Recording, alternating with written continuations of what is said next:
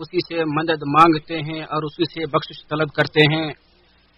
ہم اپنے نفس کی برائی اور اپنے برے اعمال سے اللہ کی پناہ چاہتے ہیں۔ جس شخص کو اللہ تعالی ہدایت دے اسے کوئی گمراہ کرنے والا نہیں، اور جسے وہ گمراہ کر دے اسے کوئی ہدایت دینے والا نہیں۔ اور میں گواہی دیتا ہوں کہ اللہ تعالی کے سوا کوئی سچا معبود نہیں، وہ تنہا ہے، اس کا کوئی شریک نہیں۔ اور میں گواہی دیتا ہوں کہ ہمارے نبی محمد صلی اللہ علیہ وسلم اس کے بندے اور رسول ہیں۔ اے ایمان والو، اللہ سے ڈرتے رہو جیسے اس سے ڈرنے کا حق ہے، اور نہ مرو مگر اس حال میں کہ تم مسلمان ہو۔ آل عمران 102۔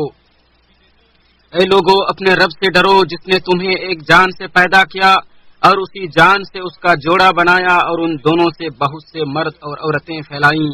اس اللہ سے ڈرو جس کا واسطہ دے کر تم ایک دوسرے سے اپنا حق مانگتے ہو، اور رشتہ داری کے تعلقات کو بگاڑنے سے بچو۔ بے شک اللہ تم پر نگرانی کر رہا ہے۔ النساء 1۔ اے ایمان والو، اللہ سے ڈرو اور ٹھیک بات کیا کرو، تاکہ وہ تمہارے اعمال کو درست کر دے اور تمہارے گناہ معاف کر دے۔ اور جس نے اللہ اور اس کے رسول کا کہنا مانا سو اس نے بڑی کامیابی حاصل کی۔ الاحزاب 70-71۔ حمد و صلات کے بعد اللہ کے بندو، بے شک اللہ تعالیٰ کا اپنے بندوں پر فضل و احسان ہے کہ اس نے اپنے بندوں کے لیے دین میں ایسے احکام مشروع کیے ہیں جن سے ان کو بہترین اور عظیم اجر و ثواب ملتا ہے، اور ان کے نفس کو پاکیزگی اور بدن کو صحت و عافیت حاصل ہوتی ہے۔ اور سنو، اس دانا اور حکیم رب نے اپنے بندوں پر جو جلیل القدر عبادتیں فرض کی ہیں ان میں سے ایک روزہ بھی ہے۔ ارشاد باری تعالی ہے، اے ایمان والو، تم پر روزے فرض کر دیے گئے ہیں جیسا کہ تم سے پہلے لوگوں پر بھی فرض کیے گئے تھے، اور اس کا مقصد یہ ہے کہ تم میں تقوی پیدا ہو۔ یہ عظیم آیت مہربان رب کی طرف سے اہل ایمان کے لیے ایک ندا و پکار ہے جو متعدد طریقے سے اس فریضے کی عظمت و جلالت کی طرف اہل ایمان کی توجہ مبذول کرا رہی ہے۔ ان میں سے کچھ یہ ہیں: اللہ تعالیٰ نے یہ عبادت سابقہ امتوں پر بھی فرض کیا تھا۔ اللہ کا یہ فرمان اس عبادت کو لازم پکڑنے پر ابھارتا ہے، اس کا فضل و شرف بیان کرتا ہے، اس کی ادائیگی پر بکثرت خیر و برکت ملنے پر دلالت کرتا ہے، اور اس بات کو واضح کرتا ہے کہ اللہ تعالیٰ اس عبادت سے اور اسے انجام دینے والوں سے محبت کرتا ہے۔ اسی وجہ سے اسے اپنے تمام بندوں پر فرض کیا تاکہ وہ اس کی برکات اور اجر سے اپنے دامن مراد کو بھر سکیں۔ اس فریضے کے جلیل القدر ہونے کی ایک دلیل یہ ہے کہ اللہ تعالیٰ نے اسے اپنے بندوں پر فرض کرنے کا مقصد تقوی کا حصول قرار دیا ہے، اور اللہ سبحانہ و تعالیٰ کا تقوی ہی اس کی وہ وصیت ہے جو اس نے ہمیں کی ہے اور پچھلی امتوں کو بھی کی تھی۔ جیسا کہ ارشاد باری تعالیٰ ہے، جو کچھ آسمانوں اور زمین میں ہے سب اللہ ہی کا ہے۔ تم سے پہلے جن لوگوں کو کتاب دی گئی تھی انہیں ہم نے تاکیدی حکم دیا تھا، اور تمہارے لیے بھی یہی حکم ہے کہ اللہ سے ڈرتے رہو۔ نساء 131۔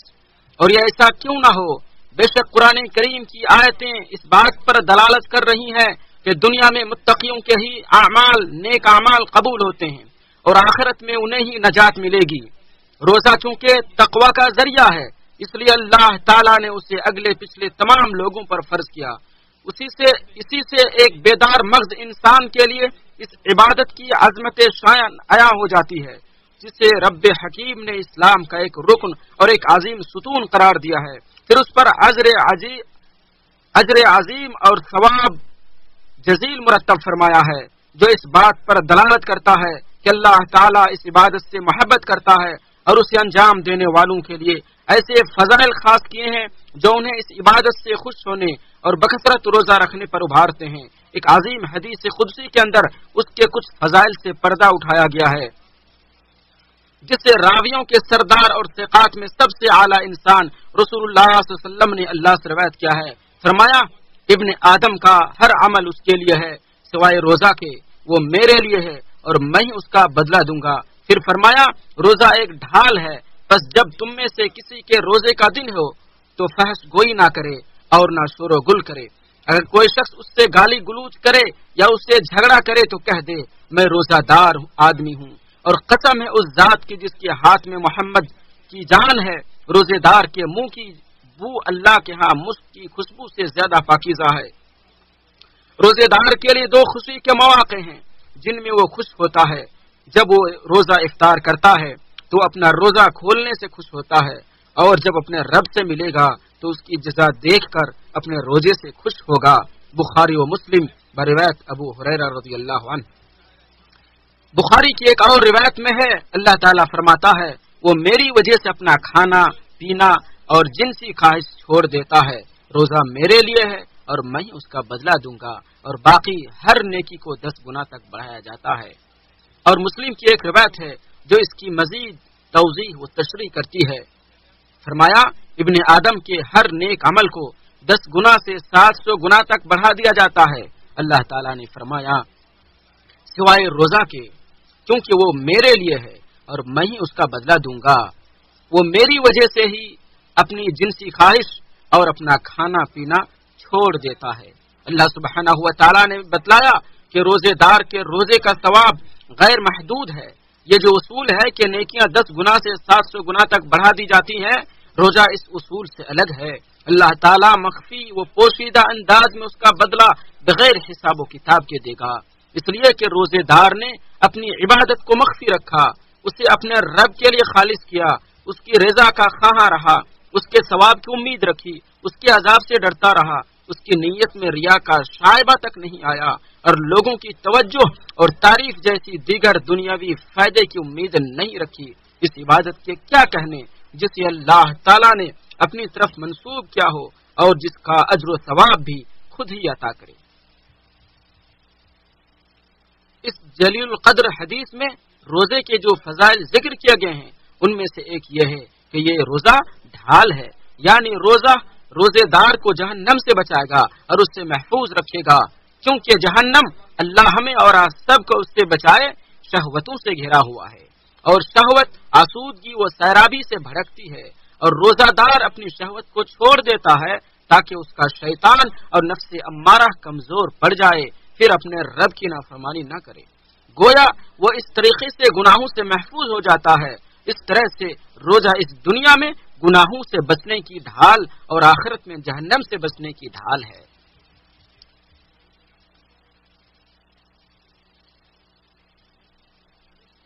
اس مبارک حدیث میں روزے کی ایک فضیلت یہ بیان کی گئی ہے کہ روزے دار کے منہ کی بو اللہ کے ہاں مسک کی خوشبو سے زیادہ پاکیزہ ہے۔ روزہ دار کے منہ کی یہ بو معدہ خالی ہونے کی وجہ سے پیدا ہوتی ہے۔ یہ بو اس دنیا میں لوگوں کو ناپسند ہے، لیکن اللہ کے ہاں پاکیزہ وہ پسندیدہ ہے، کیونکہ یہ بو اللہ کی اطاعت اور اس کی رضا جوئی کی وجہ سے پیدا ہوتی ہے۔ یہ اسی طرح ہے جس طرح شہید کا خون ہے، قیامت کے دن شہید کا خون شکل میں تو خون ہوگا لیکن اس کی خوشبو مشک کی ہوگی۔ اس مبارک حدیث میں روزہ کی ایک فضیلت یہ وارد ہوئی ہے کہ روزہ دار افطار کے وقت خوش ہوتا ہے اور قیامت کے دن اللہ سے مل کر خوش ہوگا۔ افطاری کے وقت خوشی کی وجہ یہ ہے کہ نفس کھانا پانی اور جنسی شہوت کی طرف فطری طور پر مائل ہوتا ہے، بس جب اسے کچھ وقت کے لیے اس سے روک دیا جاتا ہے، پھر اسے دوسرے وقت میں اس کے لیے حلال کر دیا جاتا ہے، تو وہ اس منع کردہ چیز کی دوبارہ اجازت ملنے پر خوش ہوتا ہے، بطور خاص جب اسے اس چیز کی سخت ضرورت بھی ہو۔ اس خوشی پر مستزاد یہ ہے کہ اللہ تعالیٰ جلدی افطار کرنے کو بہت پسند کرتا ہے اور اس پر بندے کو اجر سے نوازتا بھی ہے۔ اور روزہ دار اپنے رب سے ملاقات کے وقت خوش اس لیے ہوگا کیونکہ وہ اپنے روزے کا پوری فیاضی کے ساتھ اجر و ثواب پائے گا، جبکہ وہ اس وقت نیکی کا سب سے زیادہ محتاج ہوگا، جیسا کہ حدیث قدسی میں ہے روزہ میرے لیے ہے اور میں ہی اس کا بدلہ دوں گا۔ اس کا ایک معنی یہ ہو سکتا ہے کہ کوئی بھی آدمی قصاص وغیرہ کے ذریعے روزے دار کا ثواب نہیں لے سکتا، بلکہ اسے اس کا بدلہ دیا جائے گا، یہاں تک کہ وہ جنت میں داخل ہو جائے گا اور وہیں اس کا پورا بدلہ پائے گا۔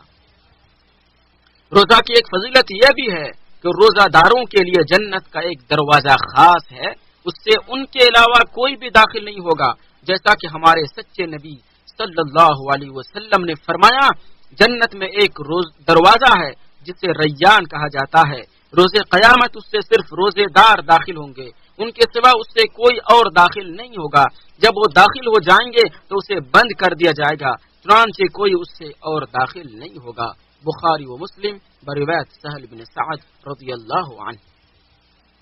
روزہ کی ایک عظیم فضیلت یہ بھی ہے کہ جو رمضان کے روزے ان کی فرضیت کو تسلیم کرتے ہوئے اور ثواب کی امید رکھتے ہوئے رکھے، اسی طرح جو غیر رمضان میں نفلی روزے رکھے اس کے گناہ معاف ہو جاتے ہیں۔ فرمان نبوی ہے، جس نے ایمان اور ثواب کی امید سے رمضان کے روزے رکھے تو اللہ تعالیٰ اس کے گزشتہ گناہوں کو بخش دیتا ہے۔ بخاری و مسلم بروایت ابو ہریرہ رضی اللہ عنہ۔ صحیحین میں حذیفہ بن یمان رضی اللہ عنہ سے روایت ہے کہ نبی اکرم صلی اللہ علیہ وسلم نے فرمایا، انسان کے گھر والے، مال، نفس، اولاد اور پڑوسی سب فتنے کی چیز ہیں، اور روزہ، نماز، صدقہ، اچھی بات کے لیے لوگوں کو حکم کرنا اور بری باتوں سے روکنا ان فتنوں کا کفارہ ہے۔ اس حدیث کا مفہوم یہ ہے کہ آدمی عموماً ابتلا و آزمائش میں مبتلا رہتا ہے، اپنے مال یا اولاد، اپنے نفس یا اپنے پڑوسی کی وجہ سے فتنے میں پڑ جاتا ہے، ان کے واجبی حقوق میں کوتاہی برتتا ہے، یا ان کے ساتھ مصروف ہونے کی وجہ سے اللہ کی اطاعت و بندگی سے غافل ہو جاتا ہے۔ اگر ایسا ہو جائے تو روزہ اس کا کفارہ بن جاتا ہے۔ اے اللہ، تو نے ہمیں جو شریعت دی ہے، ہدایت دی ہے، ہمارے لیے جو آسانیاں پیدا کی ہیں اور ہمیں عظیم خیر و برکت اور بے شمار نیکیوں والی امت میں پیدا کیا ہے، ان سب پر میں تیری حمد و ثنا بیان کرتا ہوں۔ اللہ تعالیٰ میرے لیے اور آپ سب کے لیے اپنی کتاب ہدایت اور نبی کی سنت کو نفع بخش بنائے۔ میں یہی سے اپنی بات ختم کرتا ہوں اور اپنے لیے اور آپ سب کے لیے مغفرت کی دعا کرتا ہوں۔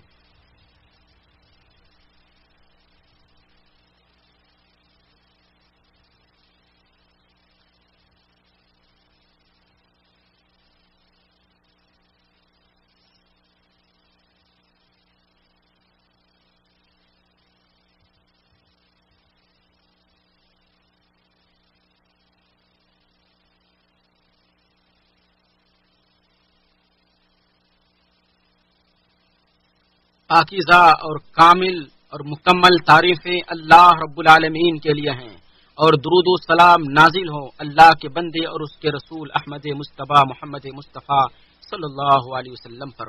حمد و صلات کے بعد مسلمانوں، اپنے ساتھ احسان و بھلائی کرنے والے انسان کے لیے کس قدر ضروری ہے وہ اپنی عبادت کو ایسی چیزوں سے محفوظ رکھے جو اسے باطل کر دے یا اس کے ثواب کو گھٹا دے، تاکہ وہ اس کا پورا اجر پائے، اس کی حلاوت و شیرینی محسوس کر سکے اور اس کے مقاصد سے بہرہ مند ہو جائے۔ اپنے روزے کو سب سے زیادہ محفوظ رکھنے والا وہ آدمی ہے جو اپنی زبان کی سب سے زیادہ حفاظت کرے، جو سب سے زیادہ اپنے رب کی اطاعت میں لگا رہے اور لایانی چیزوں سے سب سے زیادہ دور رہے۔ اسی وجہ سے آپ صلی اللہ علیہ وسلم نے فرمایا، جو اپنی امت کے لیے بڑے مہربان تھے، بس جب تم میں سے کسی کے روزے کا دن ہو تو فحش گوئی نہ کرے اور نہ شور و گل کرے۔ اسی طرح یہ بھی فرمایا، اگر کوئی شخص جھوٹ بولنا اور دغا بازی کرنا روزے رکھ کر بھی نہ چھوڑے تو اللہ تعالیٰ کو اس کی کوئی ضرورت نہیں کہ وہ اپنا کھانا پینا چھوڑ دے۔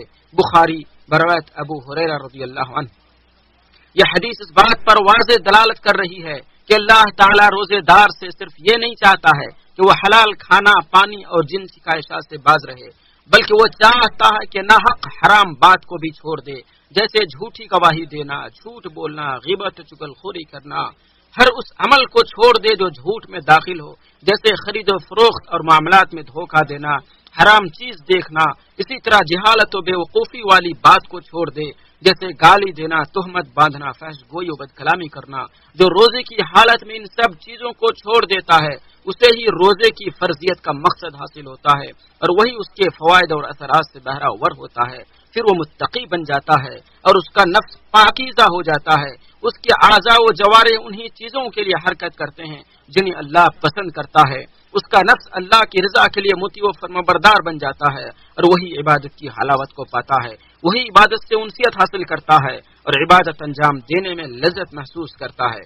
مسلمانوں، آج کے دن کی بقیہ گھڑیوں میں انس و جن کے امام، نبیوں اور رسولوں کے سردار پر درود و سلام بھیجا کرو، تاکہ رب العالمین کے حکم کی تعمیل ہو جائے اور مخلوق میں سب سے افضل ذات پر درود بھیجنے کا ثواب مل سکے۔ اے اللہ ہمارے سردار اور امام محمد بن عبداللہ بن عبد المطلب پر درود و سلام اور برکتیں نازل فرما ہمیشہ ہمیشہ جب تک رات و دن کی گردش باقی رہے۔ اسی طرح آپ کی پاک و بزرگ آل پر بھی رحمتیں نازل فرما۔ اے اللہ چاروں خلفائے راشدین سے راضی ہو جا جو ہدایت یافتہ ائمہ تھے، ابو بکر صدیق سے راضی ہو جا جو آپ صلی اللہ علیہ وسلم کے یار غار تھے، عمر فاروق سے راضی ہو جا جو ملکوں کے فاتح تھے، عثمان سے راضی ہو جا جو گھر پر شہید ہوئے، علی سے راضی ہو جا جو نہایت نڈر اور بہادر جنگجو تھے، اور اپنے نبی کے تمام ساتھیوں سے راضی ہو جا جو نیک اور صالح تھے۔ اے اللہ تو اپنے فضل سے ہمارے تمام اعمال کو نیک بنا دے، اپنے لیے خالص بنا دے، ان میں کسی طرح کے ریا و نمود کی آمیزش نہ ہو۔ اے اللہ ایمان کو ہمارے لیے محبوب بنا دے، اسے ہمارے دلوں میں سجا اور سنوار دے، کفر فسق اور گناہوں کو ہمارے لیے ناپسندیدہ بنا دے، ہمیں ہدایت یافتہ لوگوں میں شامل کرنے۔ اے اللہ ہمیں صحیح سلامت رمضان تک پہنچا، ہمیں توبہ کرنے والا اور رجوع کرنے والا بنا۔ رمضان میں تو ہمیں اپنی عبادت و بندگی، اجر و ثواب اور مغفرت کا وافر حصہ عطا فرما۔ اے سب سے زیادہ مہربان ذات، اے اللہ تو ہمیں اپنی رحمت کے اسباب اختیار کرنے کی توفیق دینا، اپنی ناراضی و عذاب کے اسباب سے بچانا۔ اے اللہ ہمارے تمام فوت شدگان پر رحم فرما، ان سے درگزر فرما، ان کی بہترین ضیافت فرما اور ان کی روحوں کو اعلیٰ علیین میں بھیج دے۔ اے اللہ اسلام اور مسلمانوں کو عزت عطا فرما، شرک اور مشرکوں کو ذلیل و رسوا کر دے اور دشمنان دین کو ناکام کر دے۔ اے اللہ ہمارے ملک کو اور تمام اسلامی ممالک کو امن و امان کا گہوارہ بنا دے۔ اے اللہ ہمارے پیشوا خادم حرمین شریفین کو اپنے پسندیدہ کاموں کی توفیق عطا فرما اور نیکی و تقوی کے کاموں پر لگا دے۔ اے اللہ ان کی اور ان کے ولی عہد کی ایسے کاموں میں مدد فرما جو مسلمانوں کے لیے نفع بخش ہوں اور ملک و ملت کے حق میں بہتر ہوں۔ اے فضل و کرم والے ہمارا رب پاک ہے ان تہمتوں سے جو یہ نادان لگاتے ہیں۔ رحمت و سلامتی نازل ہو تمام رسولوں پر، اللہ رب العالمین ہی تمام طرح کی تعریف کا مستحق ہے۔